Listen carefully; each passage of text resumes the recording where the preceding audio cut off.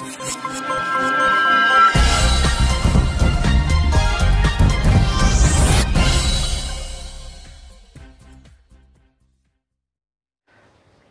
जैसा कि आपने देखा, मीरा भाईंदर शहर में इन दिनों जो राजनीतिक माहौल बना हुआ है, और इस माहौल पर हमने मीरा भाईंदर शहर के कई जाने माने लोगों से बात की है। इसी प्रकार आज हम यहाँ पर आए हैं भारतीय जनता पार्टी की पूर्व नगर सेविका और भारतीय जनता पार्टी के प्रदेश कार्यालय में जो पदाधिकारी के तौर पर अभी कार्यरत हैं। मीरा भाईंदर शहर में काफ़ी जानी मानी डॉक्टर हैं, नैना मनोज वसानी जी हैं। उनसे आज हम मिले हैं यहाँ पर और जानना चाहेंगे कि उनकी क्या राय है। तो हम जानना चाहेंगे कि इन दिनों जो मीरा भाईंदर शहर में राजनीतिक माहौल बना हुआ है, खास करके जो भारतीय जनता पार्टी के जिलाध्यक्ष एडवोकेट रवि व्यास को नियुक्त किया गया है, और उस बारे में काफ़ी चर्चाएं हो रही हैं। कुछ लोगों का कहना है कि उनकी नियुक्ति पार्टी के नियमों के अनुसार नहीं हुई है।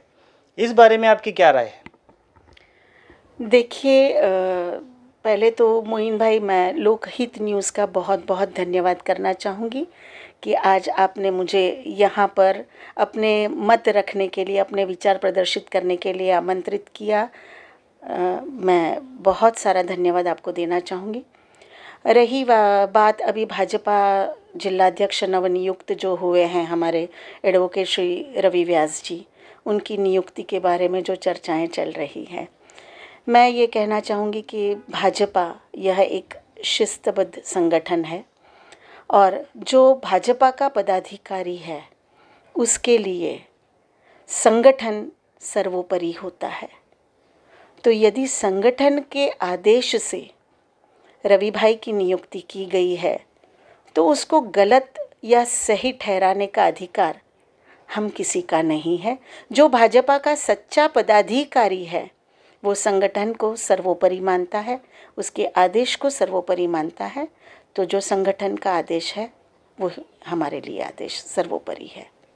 नैना जी, हमने जितने भी लोगों से बात की इस नियुक्ति के बारे में, सभी का यही कहना है कि भारतीय जनता पार्टी में नियुक्ति की एक प्रक्रिया होती है और उस प्रक्रिया के तहत ही किसी भी पदाधिकारी की नियुक्ति होती है।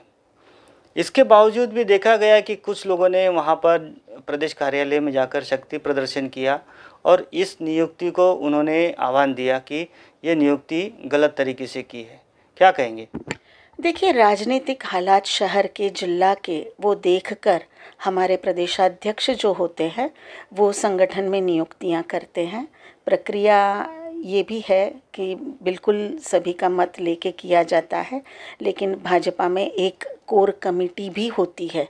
सिर्फ प्रदेशाध्यक्ष अपने हिसाब से निर्णय नहीं देते हैं, वो भी कोर कमेटी में बैठकर उनके साथ डिस्कस करके जिलाध्यक्ष की घोषणा करते हैं। और मुझे पक्का ये मैं जानती हूँ कि हमारे आदरणीय प्रदेशाध्यक्ष चंद्रकांत दादा पाटिल जो है, उन्होंने भी संगठन को सर्वोपरि मानते हुए कोर कमेटी में बैठकर इसका निर्णय किया होगा। तो प्रदेशाध्यक्ष के आदेश, प्रदेशाध्यक्ष की नियुक्ति को आह्वान देना ये गलत बात है। तो इस बारे में अभी जिन लोगों ने ये कहा था कि अगर ये नियुक्ति रद्द नहीं की गई तो हम पार्टी छोड़ देंगे या हम इस्तीफ़ा दे देंगे, इसमें 40 से भी ज़्यादा नगर सेवक भी हैं, ऐसा उन्होंने एक संदेश देने की कोशिश की थी, सोशल मीडिया पर वीडियो डाले थे। क्या कहेंगे कि क्या उनका ये वर्तन ठीक है? मुझे नहीं पता कि उन्होंने ये किस कारणवश ऐसा जाकर वहाँ पर आह्वान दिया है। मैं यही कहना चाहूँगी कि भाजपा के पदाधिकारी, हो सकता है हमारे कुछ मतांतर हो, मतभेद हो, लेकिन इस तरह से प्रदेश पर जाके धावा बोलना और आह्वान देना ये प्रक्रिया बिल्कुल गलत है। और आप ही देखिए ना मोइन भाई, राजीनामा देने की बात हुई थी, कितने राजीनामे आए मुझे तो नहीं पता है। और राजीनामा जो देना होता है वो आयुक्त को देना होता है, प्रदेशाध्यक्ष को नहीं। प्रदेशाध्यक्ष ने या संगठन ने आपको सम्मानित किया है, इस पद के लिए आपको चुनाव लड़ने की अनुमति दी है, आपको सम्मानित किया है। तो प्रदेशाध्यक्ष के सामने ऐसा आह्वान देना ये मुझे, मेरे हिसाब से ठीक नहीं लगता है। आपके जो भी विचार हैं, आपको कहीं कुछ आपको नहीं अच्छा लगा है तो आप पर्सनली जाकर अपना लेटर दे सकते हैं या उनको यहाँ पर बुलाकर उनसे बात कर सकते हैं। लेकिन इस तरह से जाकर वहाँ से हम राजीनामा देंगे, ये जो भाषा का प्रयोग हुआ है वो बहुत ही गलत हुआ है। तो क्या कहा जाए कि ये सिर्फ एक दबाव तंत्र था या राजनीतिक स्टंट था? क्या कहेंगे, आपके नज़रिए से क्या कहेंगे इसे? मुझे नहीं पता, मुझे नहीं पता ये क्यों दबाव लाने की कोशिश की गई या राजनीतिक स्टंट किया गया, लेकिन ये जो भी हुआ वो गलत हुआ है, ये मैं मानती हूँ। इस तरह से संगठन में शिस्त नहीं रहती है। जब संगठन ने आपको आदेश दिया है कि ये आपके नवनिर्वाचित जिलाध्यक्ष है, तो आपको उनको जिलाध्यक्ष मान के चलना चाहिए। संगठन भारतीय जनता पार्टी में सर्वोपरि होता है, व्यक्ति नहीं। चलिए अब हम एक अलग विषय की ओर चलते हैं।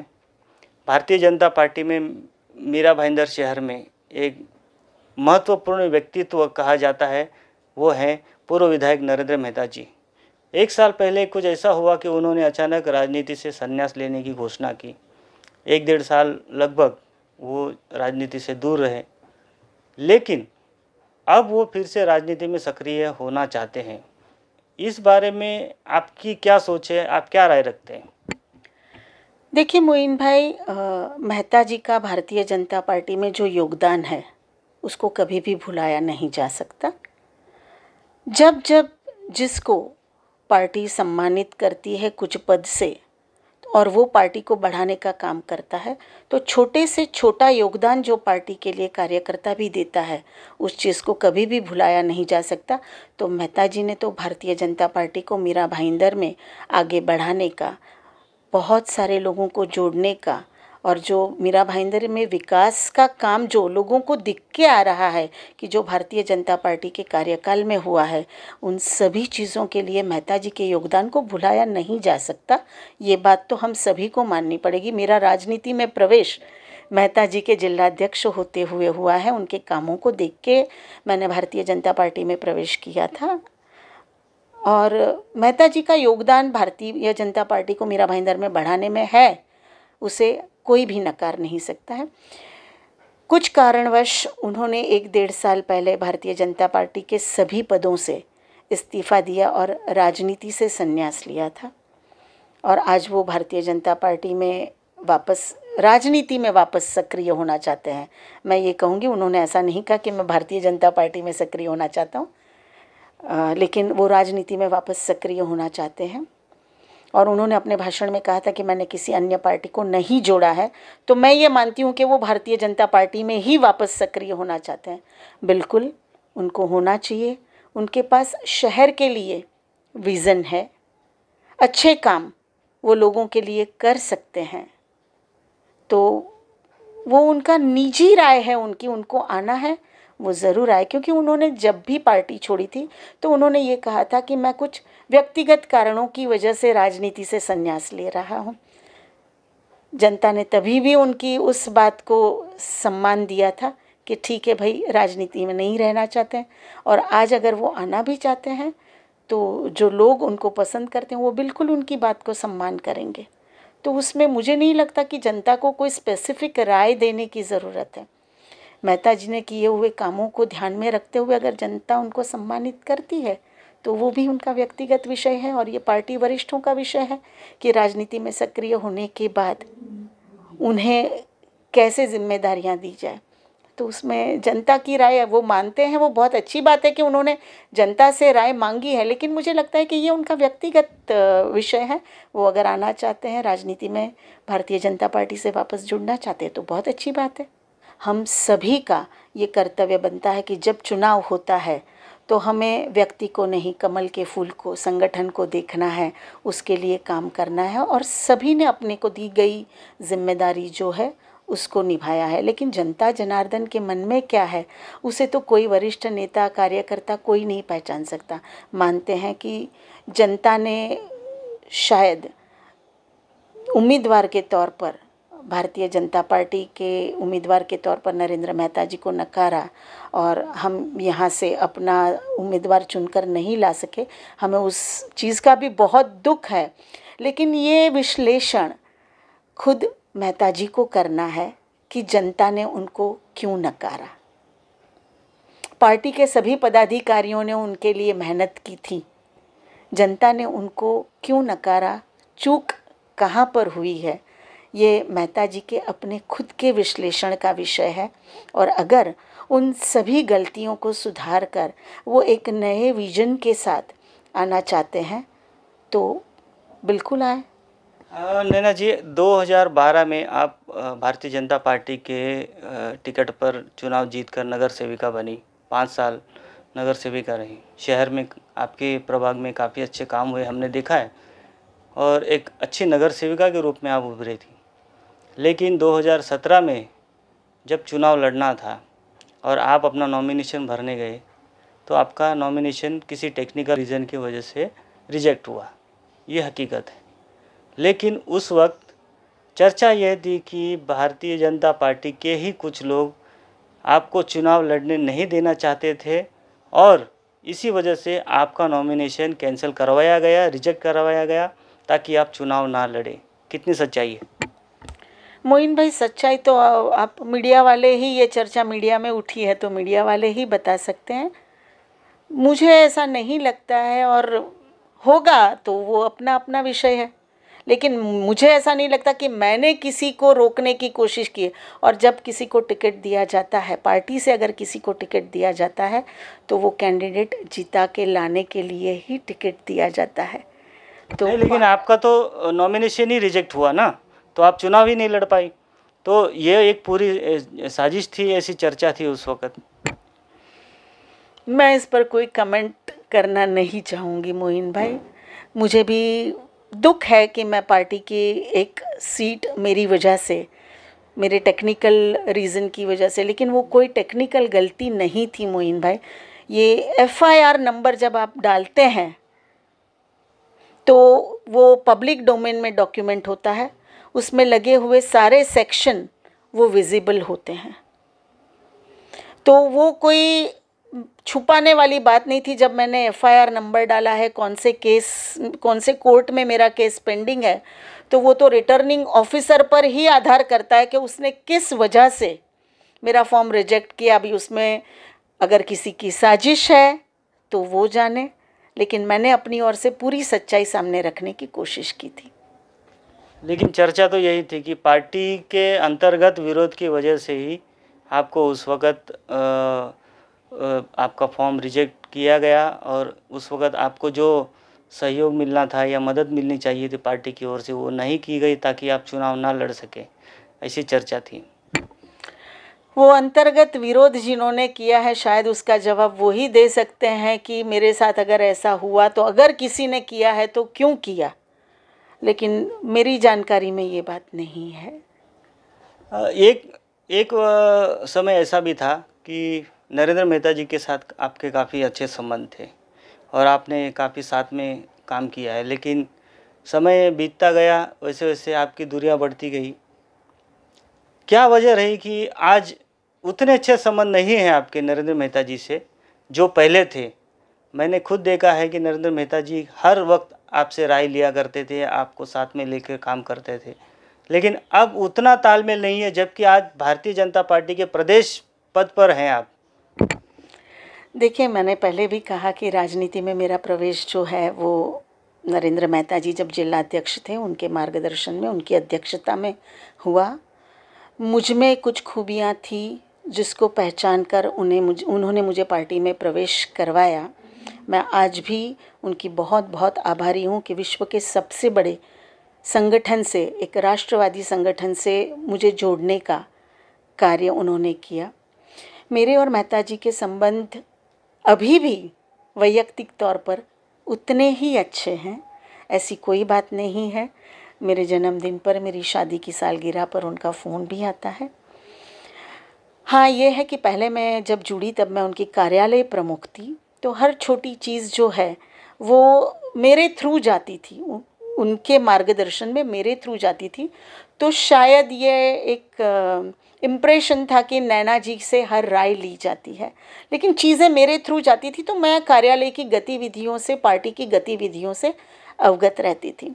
2017 में जैसे आपने कहा कि मैं चुनाव नहीं लड़ पाई, चुनाव नहीं लड़ पा तो प्रशासनिक जो गतिविधियां होती है उसमें नेचुरली मेरा इन्वॉल्वमेंट, मैं जब नगर सेविका नहीं हूँ, प्रशासन के पद पर नहीं हूँ, तो यहाँ लोकल पर जो नेचुरली मेरा इन्वॉल्वमेंट कम रहेगा।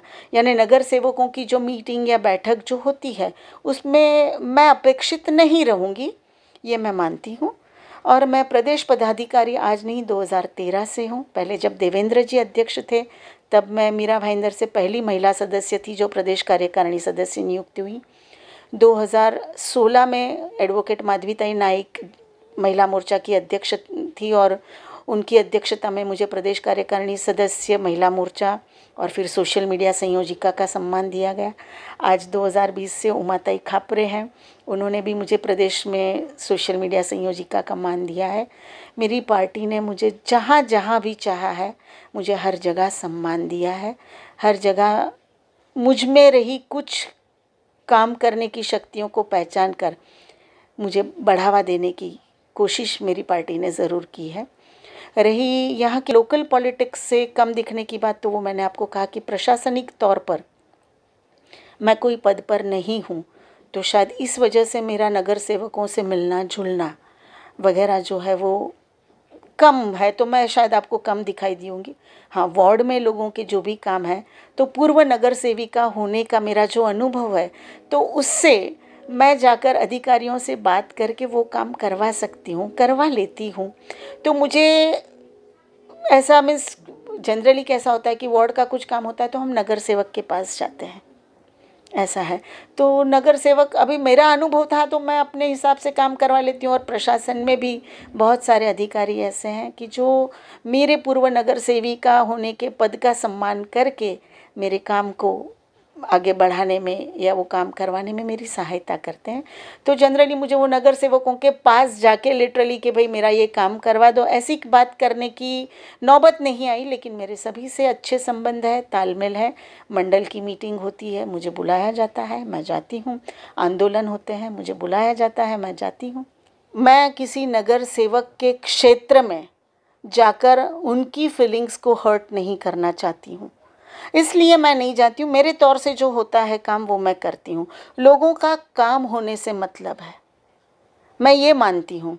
फिर वो मेरी पार्टी, मैं पार्टी की पदाधिकारी हूँ, मेरी पार्टी के नगर सेवक करें या मैं करूँ, उससे मुझे कोई फ़र्क नहीं पड़ता है। लेकिन हो सकता है कि कुछ लोगों को मेरे काम करने से शायद उनका ईगो हर्ट होता है कि जब वो नगर सेवक नहीं है तो उनके पास लोग क्यों जाते हैं। ऐसा होता है, हर पार्टी में होता है, ऐसी कोई बात नहीं है, आपस में मनमुटाव होता है कभी कभी। तो मैं किसी की फीलिंग्स को हर्ट करना नहीं चाहती हूँ, इसीलिए मैं आपको सक्रिय कम दिखती हूँ, लेकिन मैं सक्रिय नहीं हूँ ऐसा नहीं है। आज भी लोग मेरे पास आते हैं, मैं काम करती हूँ और वो सारा श्रेय मेरी पार्टी को जाता है। तो आप कह रहे हैं कि आप सक्रिय हैं। बिल्कुल हूँ। तो इसका मतलब अभी जो 2022 में चुनाव आने हैं, तो आप क्या चुनाव लड़ेंगे भारतीय जनता पार्टी की टिकट पर? बिल्कुल, पार्टी ने अगर मुझ पर फिर से विश्वास जताया तो अब मैं ये कोशिश करूंगी कि मैं पर्चा भरने में कोई टेक्निकल गलती नहीं करूंगी। 2-3 एडवोकेट को साथ में बिठा के फॉर्म भरूंगी और अगर पार्टी ने मुझ पर विश्वास जताया तो मैं भारतीय जनता पार्टी के टिकट से फिर से चुनाव लड़ूंगी। तो ये थे भारतीय जनता पार्टी की प्रदेश पदाधिकारी डॉक्टर नैना वसानी। उन्होंने आज हमारे काफ़ी सवालों का जवाब दिया और आपने जो भी राजनीतिक विचार हैं उन्होंने आज यहाँ पर खुलकर रखे